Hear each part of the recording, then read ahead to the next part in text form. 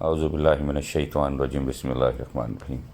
آج کا موضوع نماز کے حوالے سے ہے کہ نماز جامع اوقات ہے یا نظام اوقات۔ اس حوالے سے ہم سوال نمبر 397 پڑھتے ہیں، جس میں یہ پوچھا گیا کہ نماز جامع اوقات ہے یا نظام اوقات۔ اس حوالے سے جواب ہے کہ نماز جامع اوقات بھی ہے اور نظام اوقات بھی ہے۔ اس کے حوالے سے تفصیل میں چلتے ہیں کہ نماز بطور جامع اوقات تمام عبادات میں تنہا نماز ہی ایک ایسی منفرد عمل ہے جو شب و روز کی کسی نہ کسی ساعات سے متعلق ہونے کی بنا پر ایک باقاعدہ نظام اوقات کی حیثیت رکھتا ہے۔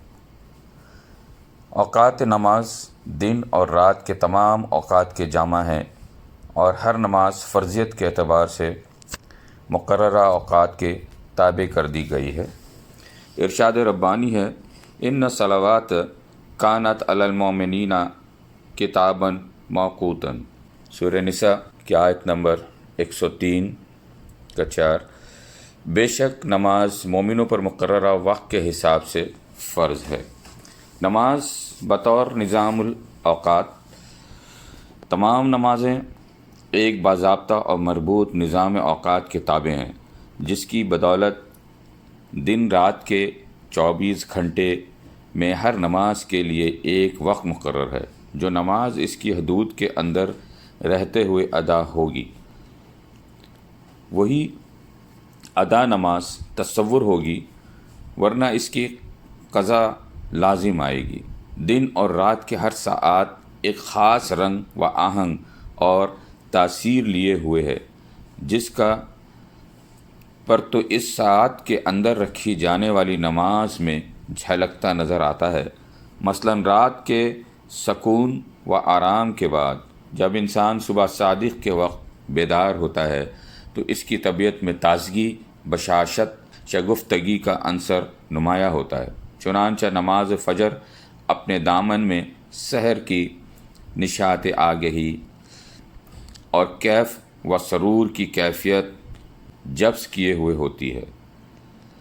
نماز فجر اور نماز ظہر کے درمیان کم و بیش 8 گھنٹے کا وقفہ حائل ہے۔ یہ وقت کام کاج اور محنت و مشقت کا ہوتا ہے، جس کے بعد قدرتی طور پہ انسان کی طبیعت میں سستی اور تھکن پیدا ہو جاتی ہے۔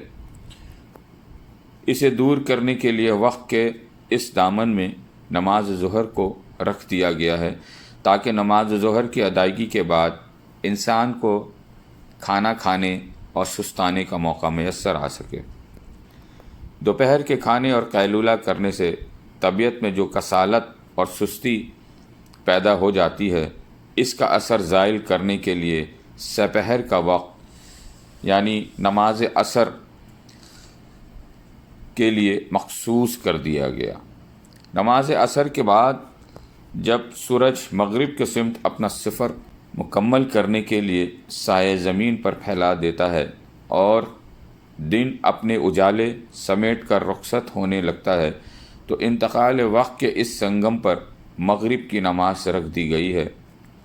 پھر جب رات کی تاریکی پھیلنے لگتی ہے اور انسان دن بھر کی تکان اور سستی کو دور کرنے کے لیے بستر خواب پر دراز ہونے کی تیاری کرنے لگتا ہے، تو وقت کے اس ساعت کو نماز عشاء سے منسلک کر دیا گیا۔ نماز عشاء کا وقت پھوٹنے یعنی سپیدہ سحر نمودار ہونے سے قبل تک رہتا ہے۔